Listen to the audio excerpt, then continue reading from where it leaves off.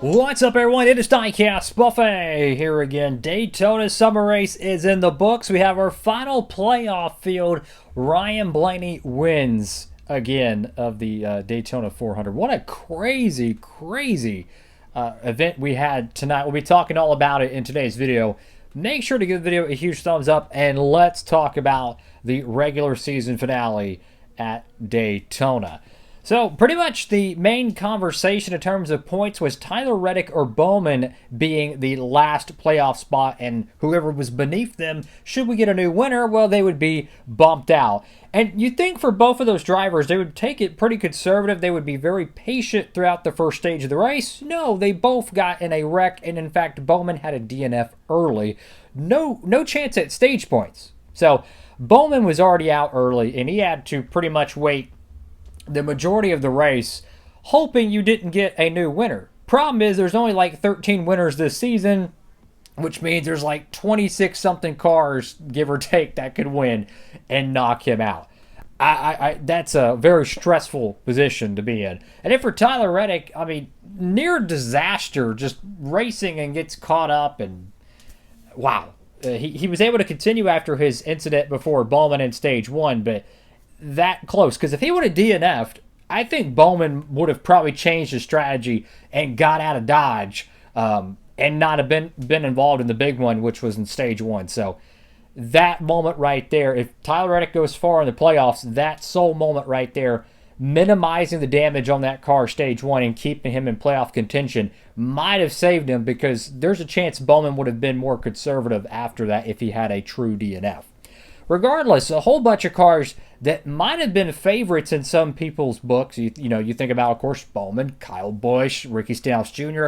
A lot of drivers that could have won this race, they were out early. And that really set the table between, okay, Reddick's going to be in. It's just a matter, do we get a new winner or do we get a repeat winner? And let me tell you, there were so many different drivers that had an opportunity to win this race. Justin Haley, Eric Jones. Oh my goodness, we had Cole Custer. All three of those drivers had the best run of the entire year. Cody Ware. Cody Ware legitimately had enough speed to win this race. I kid you not. Crazy. I mean, there were so many drivers that had their best event of the year, and it happened to be their final chance to make the playoffs. And it was just spectacular. In fact, we had a 4-wide photo finish. Now, it wasn't a true photo finish, but they were 4 wide at the stripe. Remarkable stuff. And Blaney got it done. Wow. I mean, Cole Custer this close. Daniel Suarez this close. Eric Jones, I mean, if he doesn't get shoved out of line with like 7 to go, he had a fantastic car to win this event. The playoffs could have got really crazy, but when it's all settled, Bowman gets in. I mean, by the absolute, like, literally, he needs to go buy Blaney a steak or something, because if Blaney doesn't win this race, oh my goodness, I would hate to see the comment sections on a lot of Bowman posts, because if you think the silly season rumors weren't already popular enough, him losing, getting kicked out of the playoffs that way, oh boy, it would be bad. So I'm really glad Bowman was able to make the playoff field, but I mean, you're cutting it close, bud. I mean, come on. That was crazy. As a Hendrick fan myself, that was crazy. And you just so close opportunity for a cat like Eric Jones, for a cat like Cole Custer. I mean, just so close to winning that race. And man, Kyle Busch, it just seems like it's the most Kyle Busch way to go out once again.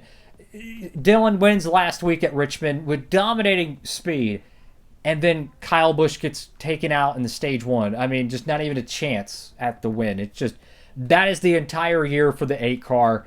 And, man, I tell you, I really feel for the Kyle Busch fans. You know, it's crazy how Kyle Busch was so dominant in 2019, and now we're looking at Kyle Busch 2 years in a row, no playoffs. Wild turn in his career thus far, which is really a shame.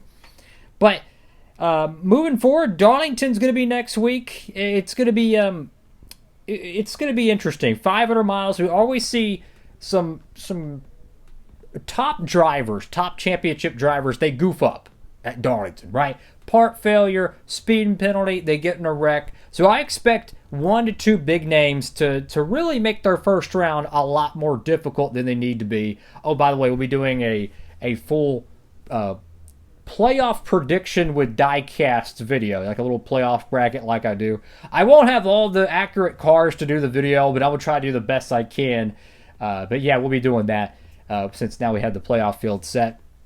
And some of these drivers really concern me going to Darlington. Like William Byron, I feel like has slowly gotten his momentum back, right? Kyle Larson, I don't know if I should be worried or excited for Kyle Larson's chances in this championship. I mean, he nearly won Daytona, as my computer wants to turn off there.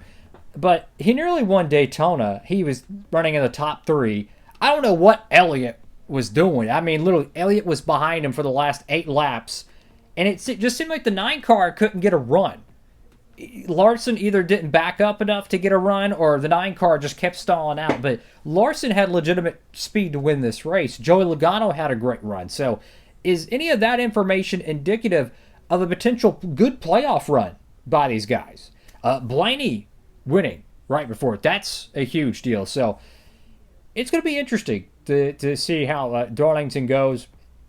But we always see 1 or 2 cats that are like really freaking good screw up. We'll see how that shakes out. I'm trying to think of anything else that. Oh yeah, we have a whole bunch of silly season off the field stuff that got revealed this week in NASCAR. The schedule was announced. I'll be taking that time in the video to do that. But before we do that, I'm going to give my thoughts on the NBC broadcast thus far. I forgot to do it the last 2 weeks.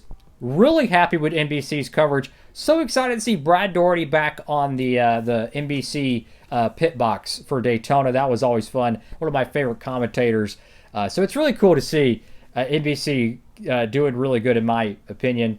Very happy to see them do. They're doing the pre-race shows too. I was saying, hey, NBC, do the pre-race shows. Don't do what you did last year. They've been doing pre-race shows, so I appreciate that, and post-race. So that's always cool. So thumbs up for me. In my opinion, better than TNT thus far. Now, in terms of the off-the-field stuff, I mean, there's so much crap that got revealed this week. I'm going to try to get it all in maybe in 5 minutes. I'm going to try to. I apologize. Oh, yeah. Make sure to pre-order the Race to Win diecast, by the way, for you Blaney fans. You can use a promo code you like. You don't have to. Whole bunch of 164s dropped this week at Circle B. So go to their new arrivals page and go ahead and pre-order or pick up the new stuff over there, and you can check that out. So we had, what was it? Chicagoland is back. I'm so excited for that. So Chicagoland's back. Thank you, God. That is awesome. Rockingham is not in the Cup Series, but they're still with the trucks and the Xfinity Series. The Roval is staying for 2026. I have a theory about the Roval and why it's staying. Personally, I think they're actually going to keep the Roval until Charlotte gets the championship, and they're going to market it as the... Oh, I just bumped my TV remote. The return of the Oval. I think that's why they're saving it, because they want to be able to do a marketing, push for it, so to speak. So they're kind of keeping the fall Charlotte Oval return on the back burner, I think, till they get a championship date, which Charlotte is rumored to be one of the 5 to 6 tracks that could potentially host the NASCAR championship in the coming years. Homestead is the championship race next year. Love to see that. Mexico City's not coming back next year. I'm kind of disappointed about that. I really enjoyed that event, so that's kind of disappointing there. They're going to be racing in San Diego at, what is it, a military base or something? I don't know. That's going to be interesting. I have no idea what to expect, if that event's going to be good or not. I don't know if there's any elevation changes. Is it a true flat course? I have no idea. I don't even know what the layout is. So that's going to be interesting. The trucks are going to be running, I want to say, the IndyCar race in March or February, whenever they run their first event. So is it St. Pete? I think that's what they call it. I could be tripping on that. That's going to be wild to see the trucks running that event. I didn't hear any rumors about it. It was really surprising. I think the trucks lost Las Vegas and Kansas on their schedule, which I think is really dumb in my opinion. let's see, Xfinity's not going back to Portland, but Darlington, it gets their second Xfinity race. So I'm willing to make that trade. That's just my honest opinion. Darlington's been on the schedule since the start. I love Darlington. And there was a lot of rumors that Darlington was going to lose their spring date, and I was actually worried they were going to. Somehow they didn't. So Darlington keeps not only their spring 400-mile race, but they also keep the Southern 500 for 2026. You'll love to see it. Trucks keep their race. Xfinity gets 2. Cup gets 2. Let's see. What else schedule stuff they come out with? Oh, Iowa is staying. There was some rumors they might pull it off the schedule. I guess they're going to give them another shot. Apparently, Nashville Fairgrounds could be coming back. They signed, or they're a lot closer now apparently to getting that on the board to be an official NASCAR race track on the schedule again, which I like the idea of it because they used to race there in the Cup Series back in, I want to say, the mid-'80s. That was the last race. The problem I have with it is, what about Nashville Super Speedway? Because I love Nashville Super Speedway. I don't want that to go. I think Nashville Super Speedway has been one of the most fun racetracks in the next-gen era. They can run side-by-side there very easily. I feel like if they were to go to a full Nashville Fairgrounds with this current generation car, I think it would be hard to match the quality of racing. So I'm a little apprehensive on that. Maybe there's a situation where they have 2 races at Nashville. Have a spring race and a playoff race, and they could alternate the dates. I don't know. Maybe there's a perfect world for that. Who knows? Dover is the All-Star race. That's a thing in 2026. What? Dover, the All-Star race. I'm just happy it's on Fox because I feel like that could be the worst race of the year. Dover is a track that needs tire wear. It needs, you need long green flag runs to help build it up. You're going to have a short field most likely. I don't think they're going to put in temporary lighting, so it's going to be daytime. It's Dover. And I think of Dover, I love it. It's one of my, more of my favorite tracks. But is it an all-star track? I don't know. So is this them trying to get rid of Dover? Or is this, hey, we got a future for you, Dover, but we just need you to take the All-Star race? And that means North Wilkesboro gets promoted from the All-Star race to to a summer date, and apparently it's a night race. So it's a 400-mile lap or whatever. I don't know what the exact number is, but it was a 400, I think, on the name for it. Summer race, which is going to be great. So I'm really excited about that. So another night race, Atlanta, Daytona. So all the plate tracks are there. So I just bumped my TV remote again. I don't know, man. That All-Star race is going to be very questionable. I would give a lot more of an opinion on it, but I'm honestly kind of surprised and a little bit happy to see a lot of the drivers are starting, or I say drivers, but a lot of the fans as well, are starting to echo the idea that maybe we don't even need the All-Star race because every year it really doesn't pay much to the teams and the drivers. They don't try as hard, I mean, I've said this for years. If you were to take, but let's just say hypothetically, the Kansas race, and you put the Advent Health All-Star race, because I think they sponsor the Advent Health 400 or whatever, at Kansas, something like that.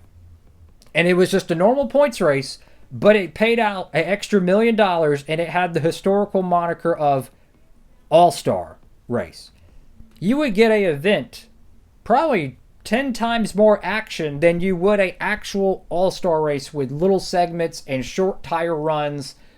So that's what I'm trying to say. I feel like every other sport, I mean, if you don't watch, a lot of other sports, you might not know this, but NHL, NBA, NFL, they have all absolutely did 180s on their All-Stars because they're All-Star events because, quite frankly, the players don't really care about it as much. The quality of play is dropped and the fans stopped watching. So they said, screw it. We're going to redo the Pro Bowl, which is the NFL's. Screw it. We're going to redo the NHL's. We're going to do the Four Nations face-off. The NBA, screw it. We're going to do maybe a global versus, United States thing. So my point is, I think NASCAR might need to consider that. down the road. That's just my honest opinion. Denny Hamlin even talked about this, that maybe it's time to get rid of it. I don't know. I'm curious what y'all think about this.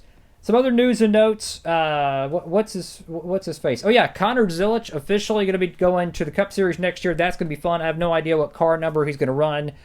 And then we have Ty Dillon's team is going to Dodge. Colleague is going truck racing next year with apparently 4 or 5 factory-funded trucks, which is bananas to go from a goose egg in trucks fielded to 5. But Colleague apparently being the next Dodge team is going to be fascinating. And I think it's super smart because Dodge is not going to come back to NASCAR and do it half-baked. They're going to say, hey, if we're going to put our car on the field for the Daytona 500 in a couple of years, we're going all in, right? We're going to have most likely an Xfinity program. We're going to have a Cup Series program.